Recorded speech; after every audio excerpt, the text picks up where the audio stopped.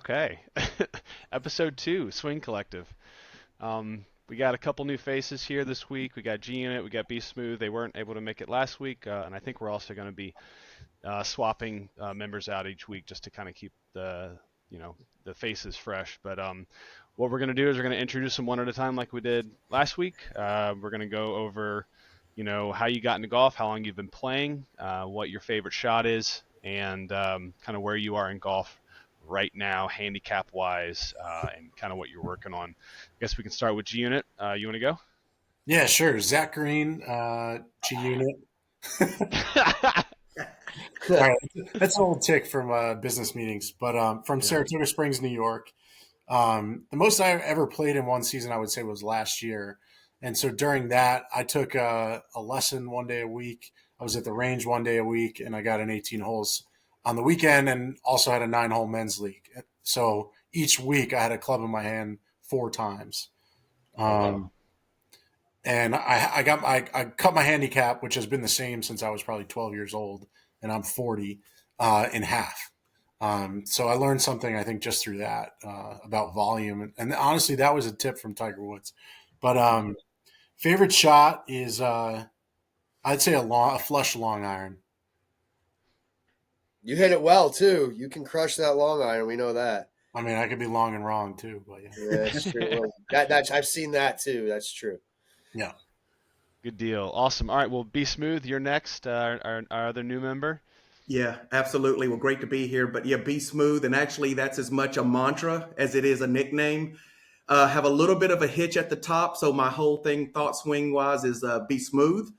And some people say it's reminiscent of the really bad Charles Barkley. I like to think it's more like Hideki, where there's just enough pause at the top that it looks like I'm actually building up the energy.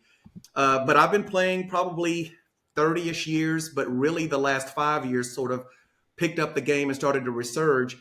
And, I'm in healthcare and insurance. And as some of us on the screen know, we play a lot of golf. That's not to say we don't work, but last year I probably got in just at 60, 65 rounds. Wow. And problem though, I'm playing from a little bit further back than I should be, somewhere in that 64, 6,500 range. This year's the year I move up a little bit. I'm 60 and a true 17. I play to it. I got the first 2 rounds in this past week, which was awesome. Went to Florida where the weather was great, then Alabama, Trent Jones Trail, and shot 89, 90. So I'm true to form. I've just got to figure out. And my favorite shot is the bogey putt. If I'm putting for bogey, I'm feeling pretty good. Uh, Awesome. That's awesome. Okay. Well, I mean, we can move right into our first subject. I'll let Ando take that off. We're getting into the Pebble Beach recap. yeah, guys. Yeah, glad to be back here. Week 2 of Swing Collective. Spent a lot of flipping channels last weekend between some pretty good college basketball action for all you guys out there who are basketball fans. Go UConn Huskies! Gotta get a little plug in there. And the action we had going on, man, Pebble Beach, what a tournament! That was that was pretty exciting until Rory kind of dusted it off there at the end. And I was thinking about the whole time while I'm watching it about our topic that we talked about last week, and we were talking about kind of who we thought would be in contention and what we were looking at. And I found it really interesting that a lot of the young guys kind of they were up there early. We talked a little bit about Jake Knapp last week.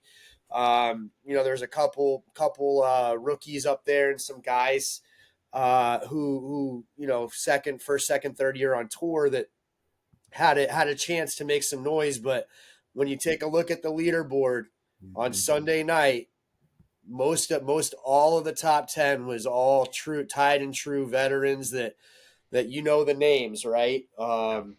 You had obviously Rory winning the thing, and Luke Donald. Luke Donald's got to be excited about that leaderboard, right, guys? With having, I think, 4 of the top 5 or 4 of the top 6 were Europeans. So, G Unit, what do you think, man? What's your take there? What are we thinking about Pebble Beach? Yeah, I mean that's what I was going to say was that the top 3 were Ryder Cup, which I don't love, but Maybe you chalk that up to condition, being by the seaside, they felt at home, I guess. Good point. I thought the tournament was awesome, though. Yeah, You know, really, really fun watch. yeah, I think I saw it was the ratings were pretty solid. I don't know how that compares to Peak Tiger. I think I saw it was over 3 million. Right. But I thought it was a great watch. I mean, it was amazing watching Rory on those left to right putts, just over and over again. And Yeah. those are. I don't know if you guys feel more comfortable on left to right or right to left as a righty. But that was amazing. And the other thing I thought that was really good about the coverage was some of the camera angles. Um, they showed Lowry and Rory teeing off on the same hole, and Rory's apex on his driver was like 145 feet, and Lowry's was like 85. Yeah, I saw mean, that was amazing. To say there's one way to skin a cat, I mean, absolutely not.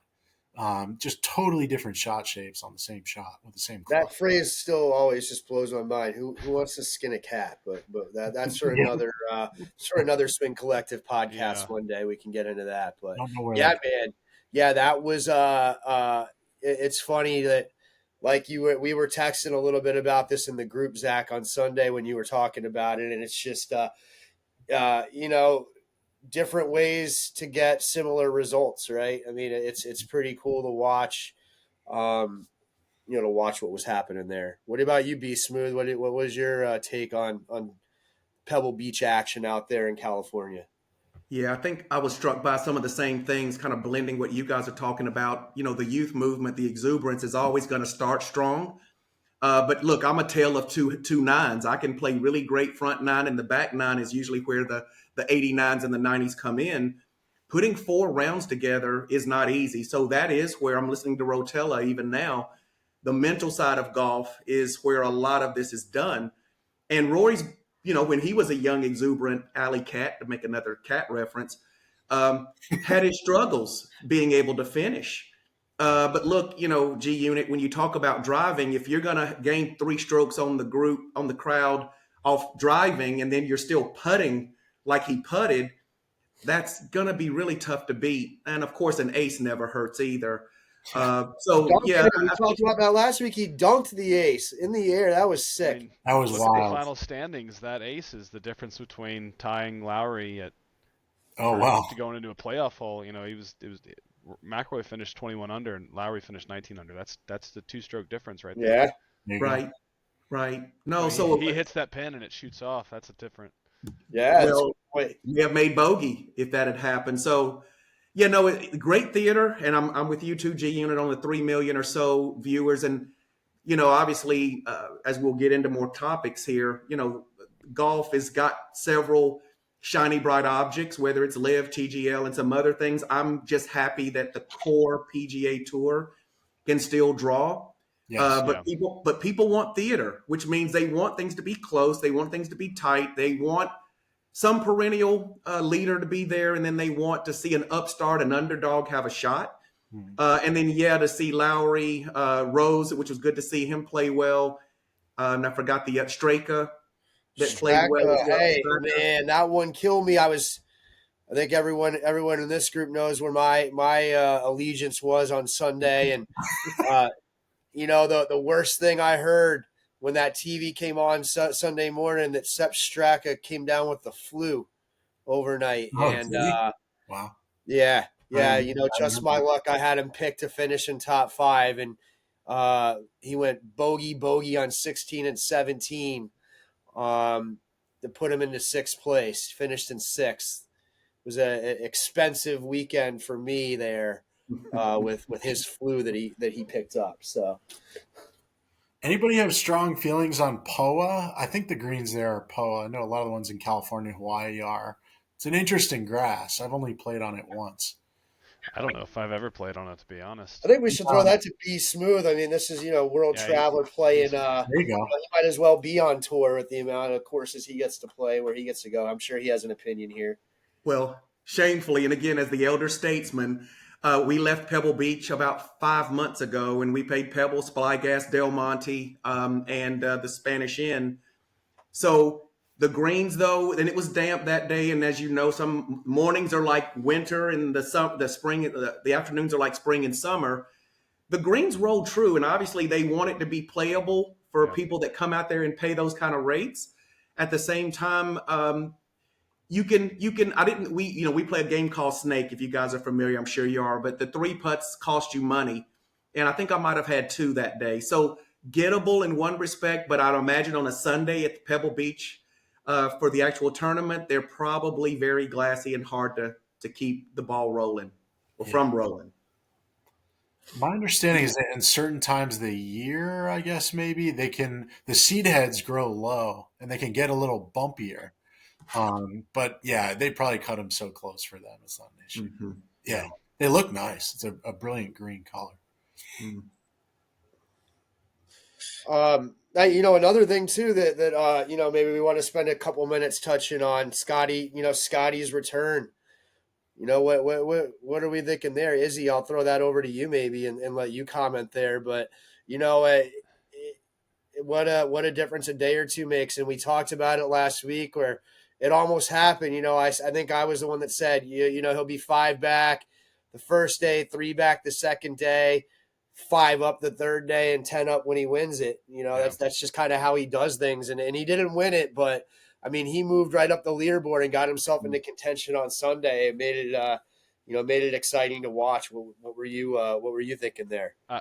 Like I said last week, I think that his hand injury over the Christmas break and his inability to practice as much as he probably would have contributed to him not placing as well as I thought he would have. Honestly, I think that he doesn't have that injury. He gets back into the swing of things when he planned to. He places I think top 5 or wins the entire event. I don't think many people are going to be able to come back from an injury like that and place top 9. Place 9th against a stacked field like that, especially since with I have felt over the last couple of years since the split with Liv, PGA, the player list on a lot of the tournaments it didn't seem stacked to me. It seemed like a lot of the talent left, and then you had like a split field, and it wasn't really like the best against the best. And it feels to me like now the top players are like closing in on one another, and it seems like almost anybody could take a tournament right now. And that they're trading blows, which is like you said, really fun whenever there's people that are interested, whenever there's competition, and either someone's blowing everybody out of the water, and that's fun to watch, or anybody could win it. And I think I think Scheffler is gonna do what he did last year this year once he gets back into his normal routine and he gets his normal practice schedule back going. I don't see it happening any other way. Well, and Izzy, and maybe it could become a little bit of a subtopic and a sub-narrative to the Pebble Beach. But as you mentioned, the stacked field and getting the best players to be in the field, it's like Rory can't escape having to always answer for things that he's doing with Charlie Hoffman's comments and, players kind of not being focused in coming to play. And I don't know how familiar you guys are with what Charlie said. And well, that was a shot over the bow, huh, Brandon, with some of those comments he made. I mean, it was clearly directed directly at Rory. I agree. Can you rehash that? So what did he say? I saw headlines, but I didn't get a chance to read about that. Yeah, I've kind of got just sort of a refined part of it. It said Charlie Hoffman made a statement suggesting that PGA Tour players should spend more time playing golf rather than being involved in off-course politics, negotiations, business dealings, things like the Live Tour. He also mentioned TGL specifically. Oh, wow. So, yeah, the race to Dubai, something, they didn't mention that specifically, but I think that's how Rory inferred it and took it. And, Rory does a good job in the media. And look, he did a lot of this with the commissioner as Liv was being formed. And again, I'm not derailing the core of the conversation, but imagine having to answer and deal with that at a tournament you're trying to win. And you've got someone who's, again, Charlie's a great player, has great hair, but marginal in the grand scheme of rankings. I think top 100, which is great. But yeah, he did a good job hitting back. And I don't know, Ando, if you saw or heard, and if you had any thoughts or comments about Rory's response to it. Yeah, Rory, interesting response. Or very valid points. I mean, Charlie Hoffman. Uh, Look, we also I think that we got to segment this in two ways. First of all, there were some very valid points that we made or that Charlie Hoffman made. Be smooth when it comes to slow play. Mm-hmm. I intend. We have a new segment coming up. I'll tease it for everybody out there coming up here a little bit later that I wanted to talk a little bit on that about. And that really is a problem. But I thought Rory's response to what Charlie said was spot on. Charlie needs to realize that the PGA Tour owns 20% of the TGL. Right. There's a lot of symmetry between those things. There's a lot of PGA money that goes into that race to Dubai and the European Tour, and there's obviously relationships between those tours. So uh, I love Charlie Hoffman. Mm-hmm. I think he's an awesome guy. I've always thought he's a great interview. I love hearing. I think he's very insightful and he's very smart. Um, I can't see Charlie Hoffman making those same comments if he has the same opportunities that Rory has. I think that some of it might have been a little bit of, it almost came across to me as a little bit of jealousy. Like, you get to do this TGL thing. You get to go to these, you get $1 million appearance fee events. That's how it came across to me. What do you think, Izzy? What's your take there? I would have to agree. I think that most of the vocal individuals on when someone says something like "stay in your lane," I feel like it comes from a place of jealousy. If someone has that opportunity, they're gonna take it. They're gonna do what they can to make as much money as they can and be as influential as they can, especially if what they're influencing directly affects them, which it does when they're talking about PGA Tour and talking about Live and the divisiveness that's going on right there. Mm-hmm. Why would you not want to have a hand and a voice in changing that dynamic for the better, at least what you hope is the better, if you have the opportunity to? It doesn't make any sense. I think that those comments stem from jealousy or frustration at not being able to be in the same position. Um, that's just, I mean, why else? Why else would you? Or maybe just, hey, I want my 15 seconds of fame, spotlight, everyone look at me. I'm saying something rude, and he's getting attention by saying something like that. I mean, I thought the basis of what he was saying was centered around the slow play issue, and then he kind of decided to throw a couple other hooks in there while he had a chance. Yeah. So, G Unit, what are you thinking, man? I don't know. I'm thinking maybe we should get into TGL again a little bit. I was asked to talk about this topic a little bit, and my first reaction was, again, didn't we talk about this last week? Has that league earned the right to be on a podcast like this on a weekly basis? I think we have some mixed opinions on that, and that's good. That'll make it more fun. Yeah. Um, but when it comes to TGL, it's all about the cat again. Not to bring up cats, but the big cat, Tiger Woods. I mean, why does TGL exist? Is it because There's a theme in this. There's a theme in this discussion tonight that keeps let's coming up. pull on that thread a little? Yeah. I sort of feel like there's a question you could ask fundamentally: why does TGL exist? I've heard that all the billionaires who are putting money into the PGA Tour needed somewhere to invest. I've heard it was a way to get Tiger Woods on TV without having to walk around a golf course. I've heard it's a grow the game initiative. It could just be they thought it would make money. I'm sure it's all of these things a little bit, right? The fact that everyone's playing absolutely. simulators every weekend. We don't have to point to one thing, but regardless of the motivation, the question is, does it have staying power? And, I thought when I watched it, first of all, the week one, I was like excited for this. I signed up for their email list months ago. I had a poster of Tiger Woods behind my bed. Yeah. I was, 13, 14 when he wins the Masters in 97. So I've been here for all of it as far as he's concerned. And, despite his flaws, I think it's just an amazing story. And obviously, Tiger's been great for the game of golf. But when it comes to TGL, my viewing experience in week one was essentially this. I felt like there was a lot of room for improvement. I felt like the way they integrated the live player and the digital environment could have been better. I felt like the crowd was very muted, but when you heard people talk about the in-person experience, apparently it's pretty loud and people are into it. It's a lot of fun. I think they've gotten better at maybe miking the crowd as it's gone on. I haven't watched every week.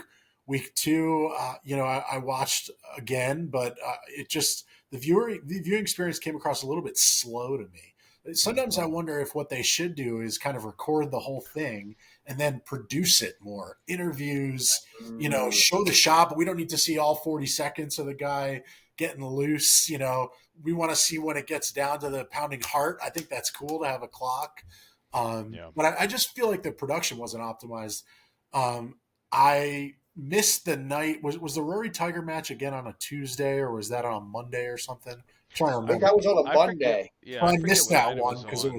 it was off schedule. Well, Yeah. a lot of people missed it too. It actually didn't. It had less views than I think the week before. Yeah. It did. Yeah, that's right. Surprisingly, the ratings dropped. So I watched a recap on YouTube or on the TGL app, I forget, and it was good to see, the big cat get the W.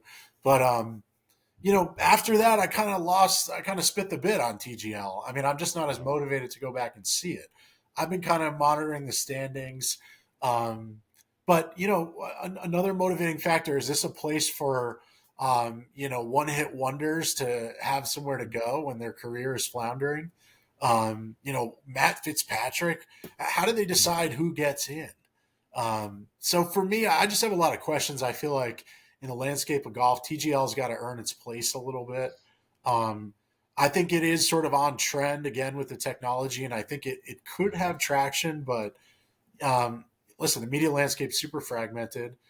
On the other hand, there's no live golf on a Tuesday night, so they have a captive audience. My hope is that on this podcast, eventually we can get into more on courses, more on equipment, more on how we're trying to improve our games, more about why we love the game, stories about playing.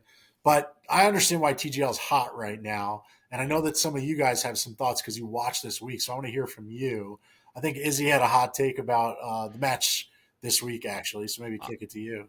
I don't know if I'd call it a hot take, but I felt like I enjoyed this week's presentation better than previous. Okay. It felt you mentioned earlier that the crowd noise wasn't really, you couldn't hear it, but you could definitely hear it this week. Okay. I mean, it was there.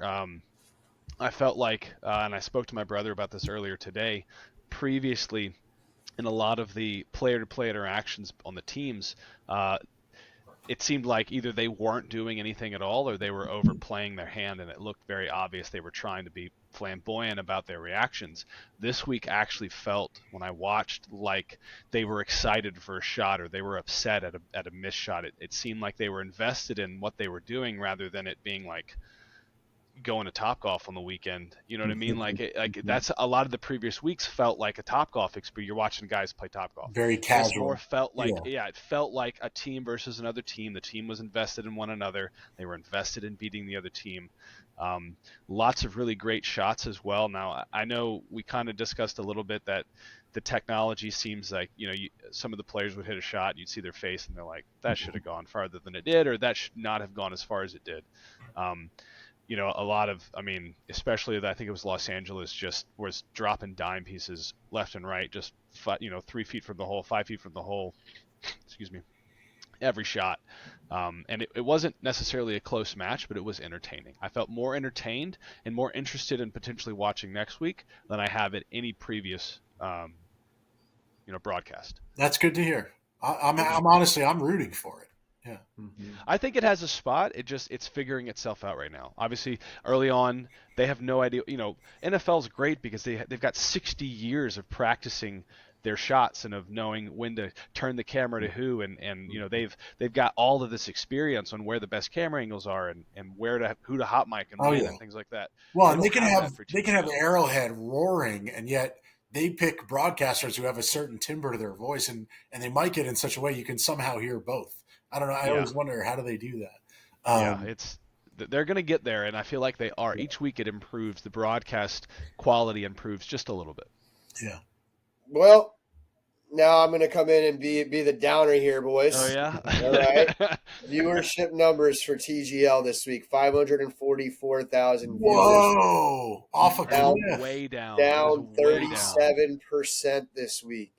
That Wow. with that drop, they're still averaging 810,000 viewers.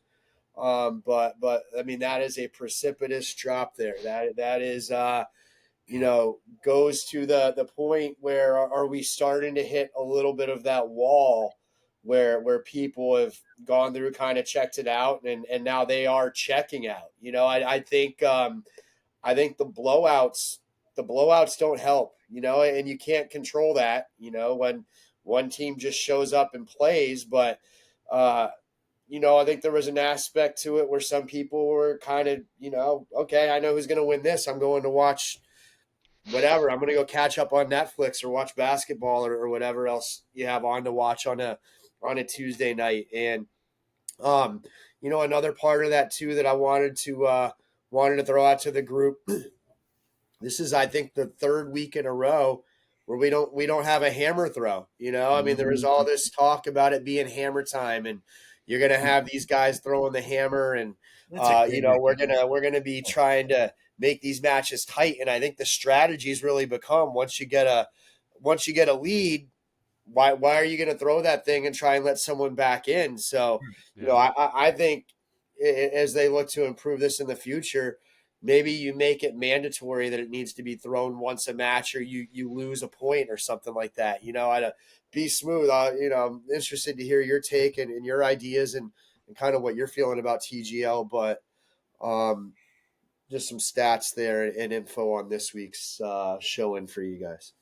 Yeah, and so number one on the hammer, it's been Thorless, that's for sure. And I learned years ago when I was first starting to play golf and gambling, which I'm not saying gambling is, well, depending on where we are, maybe illegal, maybe it's okay, but it's just friendly wagering. It's always But legal. It's always well, allowed. thank you so much for that. But I learned what a press was, and you there are some guys that I play with. Hey, we're two down, we're pressing. I mean, it's just automatic. But it looks like these guys are very tentative Yeah. to do anything besides rely on their game, and that there's going to be, somehow they're going to gain strokes back and make the thing competitive. But I agree with G Unit. Number one, this is theater. Number two, golf is a sensory game. And when the purist, which, I don't like to throw that word around because I like what the Phoenix Open does in terms of the rowdiness. I like Bethpage Black where the fans get more involved. I like the Ryder Cup, the President's Cup.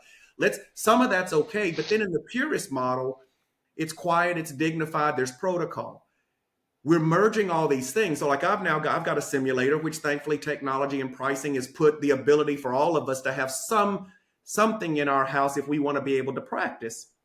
But I was missing shots left. I'm like, I never miss them left. If anything, I'm slicing them off to the right. And as simple as this sounds, the alignment stick that calibrates it, I hadn't used it in a while, and I'd either nudged it or kicked it 2 or 3 degrees off. So whether it's the accuracy, whether it's length, distance, the nature of the shot. So when I think again sensory, I think again theater, I think they need to do a lot of G Unit, what you said. Let's stage this a little more. And heck, I had somebody say to me the other day, why don't they let the fans hit a button and say the hammer's being thrown? It's not even up to the players. That's good. That's a good That'd be cool. They could vote on it. I Yeah. saw a comment that said, in the start off, each team gets one, and whoever throws it first gets to use it, and then it goes to the other team. And so you have to decide: are you gonna throw it down first and be the team to use it, which automatically gives the other team the hammer on the next hole, or do you or because you're like, I don't want to throw it down when I'm not confident I'm going to make this putt or I'm going to make this chip or something. So you're saying that solves the issue of teams that are ahead not throwing it because the other team will always have one? Always have at least one. At one. Yeah. But I think the point of that is that it's an add-on to make interest, whether it's score-wise, which the blowouts have, I think, lost us a little. Yeah. And outside of the Tiger Rory, I haven't actually gotten to watch any of them besides highlights on YouTube versus watching it. So it becomes that sort of staged, produced version, which for me is fine because at least it moves at a faster pace. You're only Yeah. seeing the shots, the score, and any wild moments versus, you know, all the things that happen in between shots. Yeah. Yeah, and Right. the only other thing, and then I think we got a couple things to talk other things to talk about here before we wrap up for the night. But one thing we didn't get a chance to touch on that we haven't seen yet, we saw for the first time in TGO last night was a Misread. misread on a simulator. Yeah. Ball. Justin Rose hit one in there. Clearly didn't register correctly, and we had to have a rehit, right? And that's you only see that in simulator golf. You don't see Yeah. that in real golf, right? Where you're not misreading the universe isn't misreading your shot when you hit it out there on a real golf course. So, Mhm. that's just another thing that could be to the detriment of TGL as we move on. But be smooth. I think we have we're going over to you, right? We got something to talk about here. Yeah, we've got a new segment, welfare check. And no, it's not my childhood going to visit my grandmother, welfare check. And that's sorry, grandma. She was great. But we want to talk about now that the season has started, and look, we've got some players that we all know are, maybe not living up to the hype and what we'd hope they'd do for the season. So we can check in on who we think's MIA, who we might have expected to be in the mix, but instead they're struggling or really just, altogether missing from leaderboards. And I know, I don't know if it was you, Ando, that might have had some thoughts on some players you thought might have been a little bit further along, especially as we get ready living in Georgia. We're just a couple of months away from Augusta, so the tuning up has to begin. But what would be your thoughts there in the welfare check? Yeah, one guy, and this name came up last week. We kind of just, I think we might have touched on some guys that we were kind of wondering where they were, but an interesting guy is Jordan Spieth, right? This was supposed to be his resurgence. He had wrist surgery in the off season. I think everyone's kind of expecting big things here, or are we kind of saying, maybe he's on the downside and counting his years to get to the Champions Tour. Who knows? But last week at Pebble, he was 70th to 79th in strokes gained putting. That's very unusual. You would expect to see better numbers out of there. I mean, seeing him in the bottom 10 of that metric. Um, one thing I did think was interesting. He switched his putter this week. The kind of lab and lie angle balance. Heel toe weighting. That's it's kind of buzzy and some things that are catching on. And he moved on from Scotty Cameron he's used forever to a TP Mills putter, which I personally am unfamiliar with. But the early results today seem to be encouraging. He finished last Sunday with a 67. I think he shot 3 under today out in Phoenix. Mm. Which, man, I can't wait to watch that this weekend. I don't know about you guys, but that's one of my favorite ones of the year. Yeah. He did say his wrist injury flared up a little bit on him last week in the first round, and it kind of locked up, which is understandable, and it explains why he played bad. But is this also, same old Jordan Spieth, where this is going to be something that's recurring? You got to feel for the guy, and hopefully he gets through it and gets back to playing some really good golf because, the commentary between him and Greller when he's playing well and listening to them talk through shots and their process is awesome TV. And I think it gives the casual viewer a really great insight into the mind of a PGA Tour player. But yeah, curious to hear your thoughts on, the whole group thoughts here on what we're thinking for Jordan Spieth this year, and that's what my welfare check is. When I saw this segment, I was hoping that B Smooth was going to announce we're all getting welfare checks in the mail, but I was in the wrong direction. So G unit, I'll throw it over to you and see what you have to say. Yeah, I'll briefly follow up on Spieth. I mean, for a while, I felt like he sort of had the hot part of his career, and it's been downhill ever since. But it's interesting when you look back. He finished last year 64th in the OWGR, and before that, he had finished several years in a row at 14th. So he actually had a period of pretty steady performance in the 2020s. which to me it feels like he's been just not as good for a while, but that's actually not true. So yeah, I mean you can associate that with the wrist injury, and we'll see if he gets healthy and can perform. I mean, I'll mention the Eddie Redmayne of golf, Matt Fitzpatrick. I mean, here's a guy who won what one major, was it PGA? Well, PGA, yeah. And they talked about him as a wonderkin, the next Rory, maybe you could say, just being out of the British Isles. But he, I don't know. It seems like he's just kind of running away and hiding. He's in TGL. You might ask why. There are a lot of guys in the history of golf who get one major. They climbed all the way to the top. They win a major championship, and then you never hear from them again. And I think part of that is just the fire, right? I mean, there's a big release, I think, when you climb that high on the mountain. And for some guys, the fire just doesn't burn as bright after that. I don't know that that's the case with Fitzpatrick. I don't know if he's dealt with injuries. I know somebody mentioned he had an equipment change. I mean, that is never a good look in my book, right? I mean, equipment's only getting better, fitting technology is only getting better. Sure, it can take a while to get used to a change, but not more than a few months. It's hard to see a guy talking about that, when he's fallen off the way Fitzpatrick has. So hopefully he can You only had two top tens last year. I mean, not great. Not what you would expect from a guy. And it was a U.S. Open he won at Brookline out in Massachusetts. Yeah. What Be smooth. Who you got? Who you hoping can kind of turn it around this year? Oh, is it me?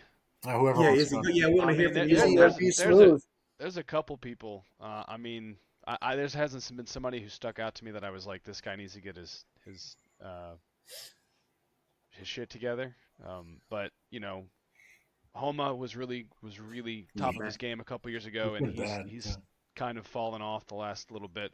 I was really excited about Nick Dunlap last year after he won his tournament. I think he won a second one as well since then, and he's kind of been in the middle of the pack, lower end of the pack at every tournament he's been in.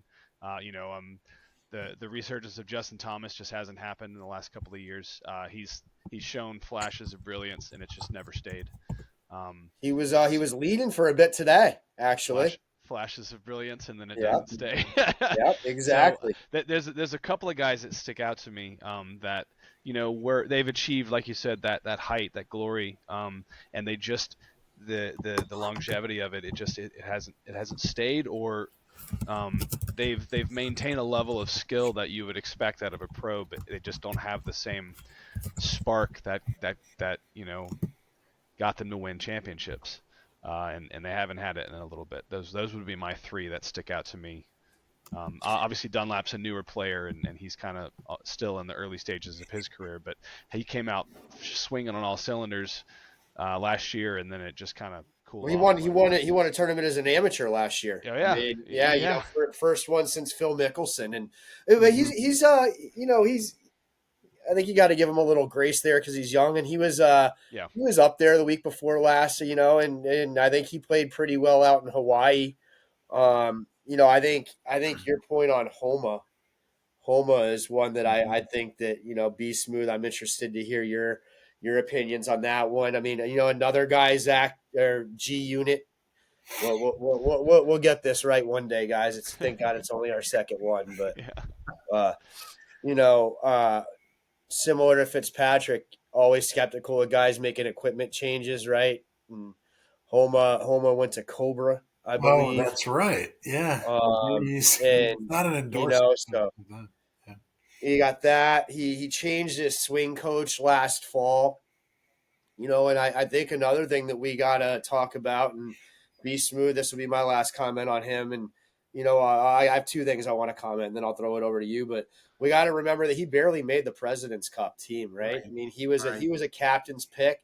He wouldn't have been on there if it wasn't for for him getting picked to be on that squad. He didn't qualify for that team, and it's just crazy to see a guy who, he looked like he could have a chance to be the number one player in the world 2 years ago. Yeah. Today, I think he was, last I saw, he was 5 over. I was watching him in the fairway on 17 think it was 17, it was 15 or 17. And he literally looked like he was coaching himself and trying to figure out his swing path in the middle of a round. And we all know, as That's you not know, the high time to do handicap it. golfers, it doesn't work. So, you know, this year he's been tied for 26 with Drew, tied for 53rd, and tied for 129th. So, Izzy, great welfare check suggestion there. That is a guy that I think we need to be worried about. Be smooth. I'll throw it to you. Well, I think you guys have touched on some of the ones I would have mentioned. You know, look, it's a tough thing when you're for a living, you're getting scrutinized and, you know, looked at the way we're doing it for them. But look, that's the profession they chose. And look, some of us are in jobs where we have quantifiable performance metrics that we have to hit. So, you know, we get the same kind of, not the same, obviously, there's a magnitude component. But golf, except I know G Unit, you'd get this. When the Big Cat was number one, there was a large gap in terms of the way the ranking scored them out between him and number two. Now we're really talking about micrometers of difference between, I say, the top 10 maybe.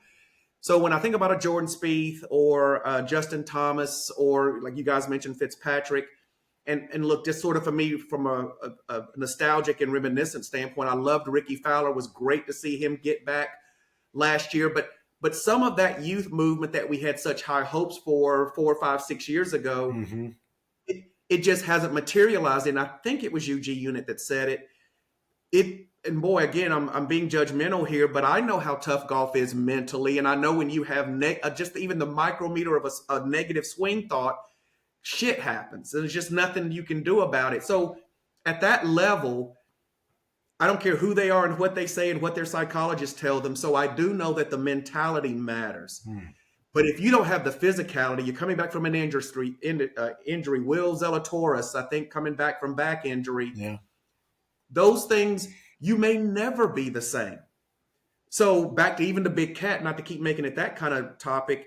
When you look at what he did with Rocco on whatever was a bad knee, broken leg, whatever. Yeah. U.S. Open Monday finish at the Open. Right. Yeah. To not let that pain magnifies. bother you, to not let that, Yeah. you know, get you out of your head, right? I think there were some little some things involved in helping. Oh, yeah. Yeah. So, yeah, I almost made a bad comment there, but I think, you know, we're going to see as we come into Augusta and we start, you know, looking at who we think are favorites or people that can run in the pack. But no, I would agree. I wouldn't go much further out of the groupings that we've all talked about. And, you know, I would never want to bet against some of them. At the same time, the struggles seem perennial now. You just made a really interesting point, actually, which is that, you know, for a while, kind of post Tiger, pre Scotty, and you know, there was nobody, no cream. You know, we were all looking for it, but we couldn't find it.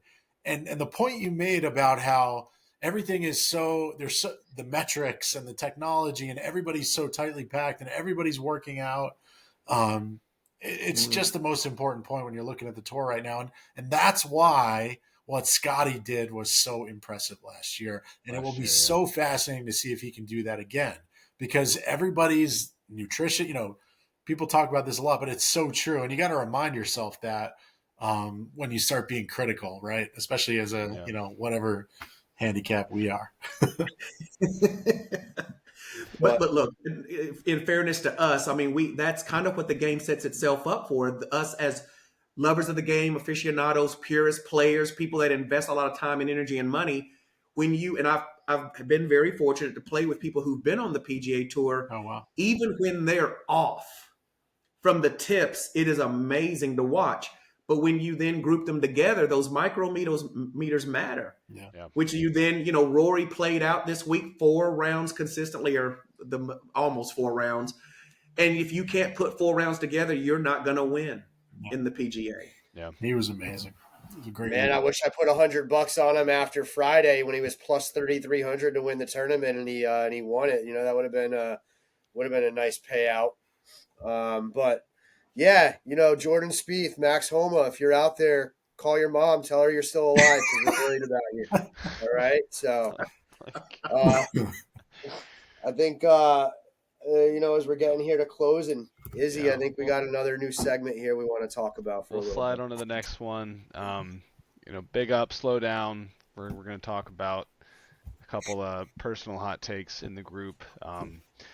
Ando, as the fiery member in the group right now, I'm going to let you take that off, and we'll go in a clockwise. So we Order. mentioned at the beginning, and it's been a circuitous route to get here. Be Smooth addressed it with the letter from Charlie Hoffman, big buzz topic.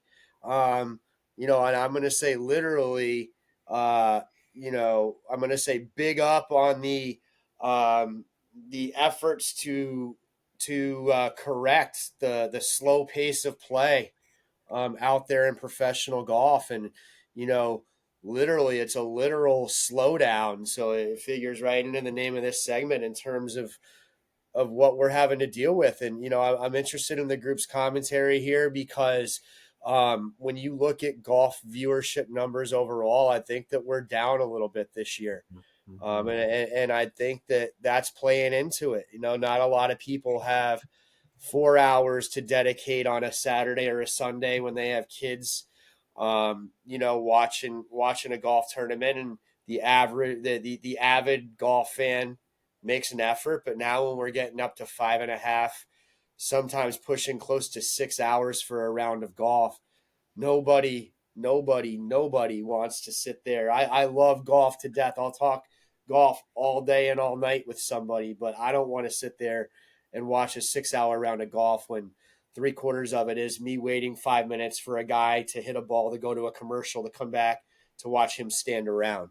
Lucas Glover, the glove man, played really well last week out in Pebble Beach.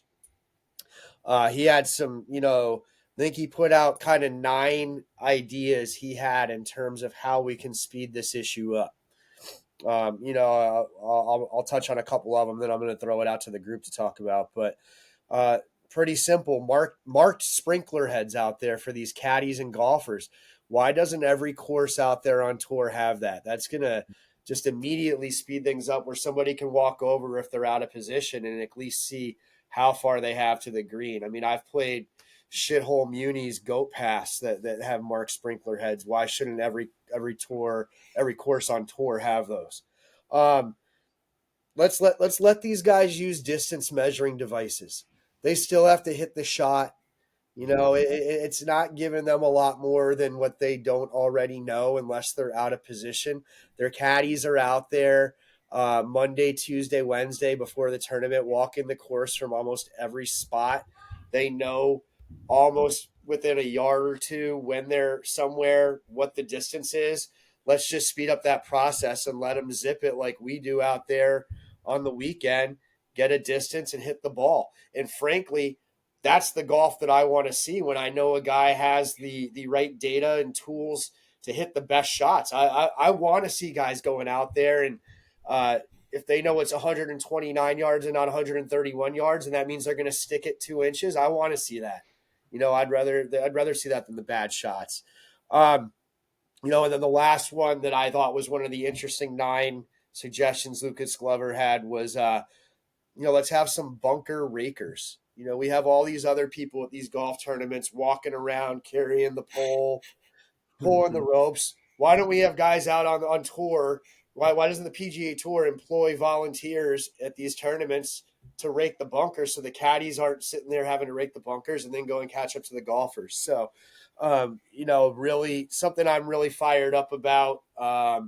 Big up to the tour and to all the golfers for making a lot of noise about getting this issue fixed. Interested to hear your thoughts, G Unit, on slow play here. I'd say slow down, and I don't know. I'm not gonna. I can't give this one a big up. I mean, when I'm watching golf, I don't think pace of play is a problem for me. If I'm locked into a tournament, it doesn't cross my mind. Interesting. I will say at men's league at McGregor Links Country Club on a Tuesday night, major issue with pace of play, but that's just because they put too many people on the golf course. Well, that's because they let me play. I mean, that's part of their problem. That's going to slow down half the course as it is to begin with. But no, in all seriousness, I actually try and play as fast as I can. So Izzy, what are you thinking here, buddy? I was actually going to throw it to Be Smooth. Cool. I'll go last and close this out if you guys No, don't mind. yeah, awesome, Izzy. Well, look, there's two contexts. I'm like G Unit. If I'm watching it under the controlled environment of television, slow play sort of irrelevant. I can go get a snack, put on my YouTube, watch a few shorts. But in playfulness, but being serious, when you think about what Kepka said, I think some years ago about Cantley, or Bryson, who's a scientist. I love him, and certainly now he's resurged his image, in the social media environment. But he's also a hell of a player. So there seems to be method to that madness, but does it matter if you're standing 2 minutes over a putt when there should be a clock? Now back to when we play, publicly, or we're out playing with our groups. I was just the other day, and hopefully he doesn't watch this because he'll know who he is. He loses balls, he's looking for balls, and he'll spend 10 minutes in the weeds looking. And, the hat that says play bad fast. And of course, marshals are now really, picking that up. So I played some courses, thankfully, where there's 15 minutes between groups, and you usually can get a good leisurely walked round in. But then there's a lot of marshals that are going around, kind of like the soup Nazi, telling you either, skip a hole, move up, get going.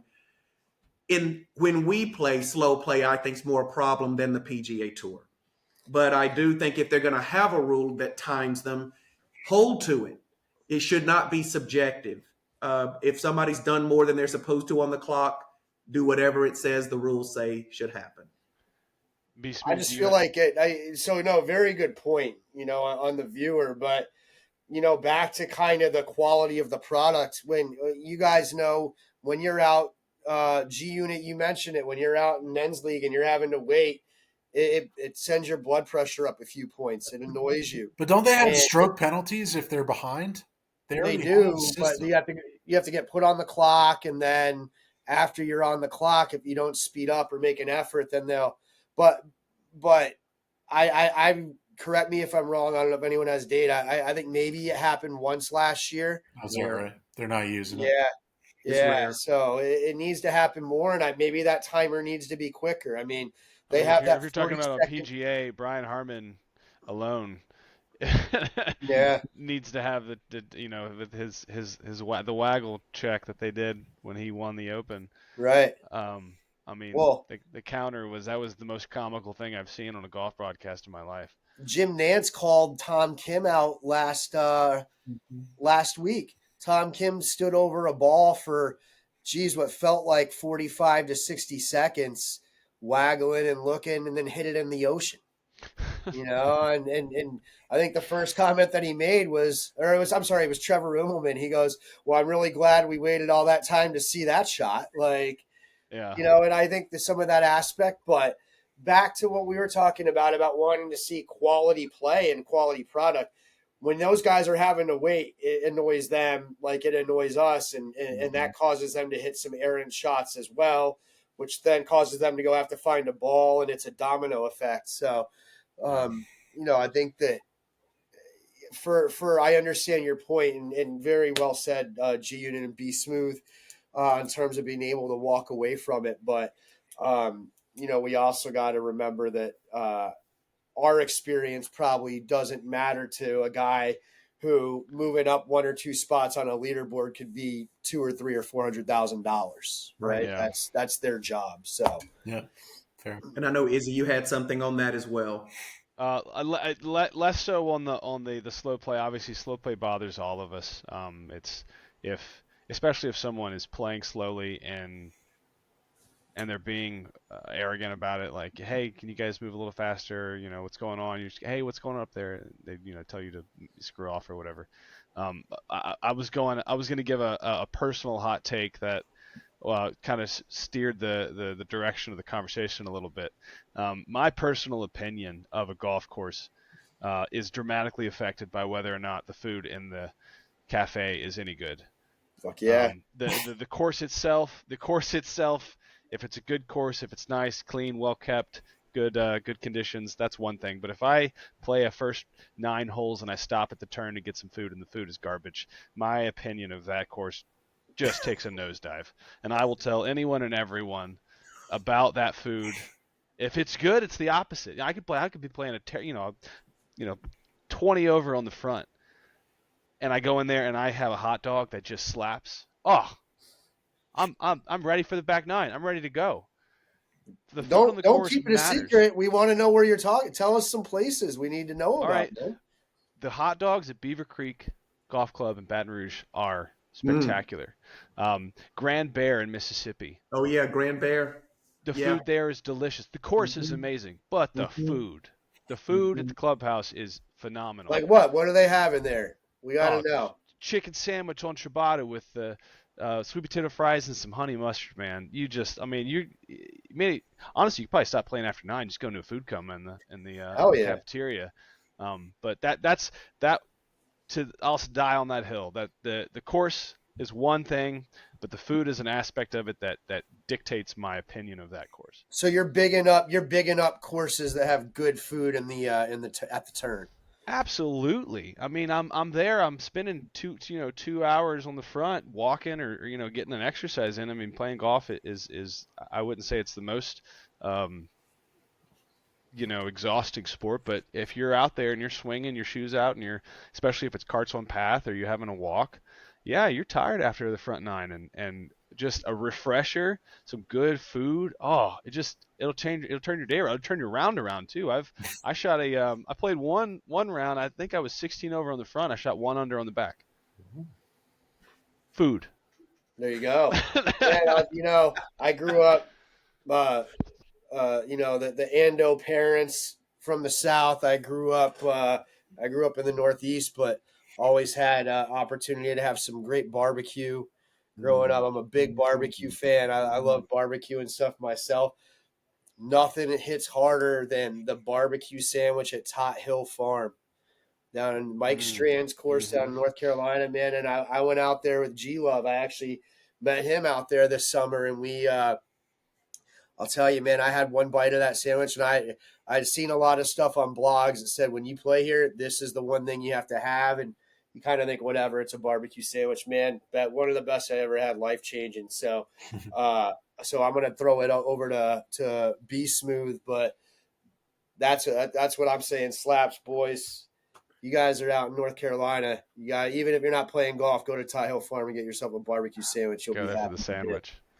Yeah, well, so Ando, Izzy, I'm not sure about the eating at the turn because for me that doesn't do well with my stomach, so I don't want to have issues once I get to number 13. So, but that said, where I was raised, I think somebody talked about a pasture. It was Morgan Dairy down the way I'm in Georgia, McDonough, a little bit south of here, a little place called Griffin. And it had the great hot dogs that were on that wire that you stick it through and electricity swells them up. Awesome. 2 for 99 cents back then. Of course, I'm a little older. I was like, wait, well, now? Yeah. That's but insane. Now up your way, Ando, Roanoke, Ballyhack, I don't know if they do it seasonally or not, but it's a hamburger that's got 3 meats, brisket, some kind of sirloin, something, and another. Yeah. We split it because I go up there with G Love as well. But no, the 19th hole is where I'll fill up, and then it's over. And then I've got to have whatever kind of dessert. Yeah. But Ballyhack's got some great food. Next time you're up here, I mean, I'm 10 minutes from G Love. So we'll that was you, Izzy. That's there. I think not Ando. Sorry. Play, yeah. Yeah, no, I'm getting that on the calendar. But me and G Unit are 5 minutes apart, so we can always jump on an airplane and get down there and make this a thing. Let's do it, guys. I mean, it's a good course and it's hard to get to. I'm glad we have some access, through Be Smooth. I mean, when I got up here, that was one of the first ones I looked at, and it looks like a beautiful course. But we're getting off subject. G Unit, your top food choices. It's got to be different than Ando's. Well, you know me, big cat guy that I am. It's got to just be peanut butter, jelly, and banana on wheat bread. On wheat bread? Okay. I mean, I'm judging you a little bit, but okay. Man, this thing ended on a rough note there, man. I was chopping at the bit. I thought we were going to get something good here. I can't think of too many good golf and food stories. For me, it's all about the scorecard. Okay. Focus. What's the group's opinion on Uncrustables? No. No. All that's Uncrustable. Hell yeah. Look, brother, you freeze an Uncrustable. Yeah. You take it out of the freeze. You throw it in your bag whenever you head to the golf I course. thought By you the were going to say time you throw get it to in the a deep ninth, fryer. no. I mean, No, that's I am from me. Louisiana, so that's probably not out of the realm of possibility. But you throw it in your bag around the ninth hole. It's thawed out, and it will change your life. Especially if you're at a course where the food is kind of crap. You're there to play the round because the golf course is nice, and you're just you're mad and upset when you walk by the clubhouse and you do some hand gestures to show how you feel. Having a thought out Uncrustable just change your life. Unbelievable. So Try it. we're Get back to ending me on it. we're ending on Uncrustables On at the golf Uncrustables. course. So if you guys, everyone out there that's watching the Swing Collective podcast tonight, if you leave with one thing, apparently it's to freeze some Uncrustables and throw them in your golf bag. Hey, look, try it out. Freeze an Uncrustable, Oh, bring I'm it out on going the to. course, and comment on the video I'm going to. what your experience is, because I'll swear by it. It's if you don't have access to good food, an Uncrustable is the way to go. So with that concludes this week's Swing Collective podcast. Thank everyone out there for tuning in and taking an hour out of your day to hear us yap. And we'll see everyone next week. Deuces. See everybody next week, guys. Thanks Thank for you, watching. guys. Later. All right.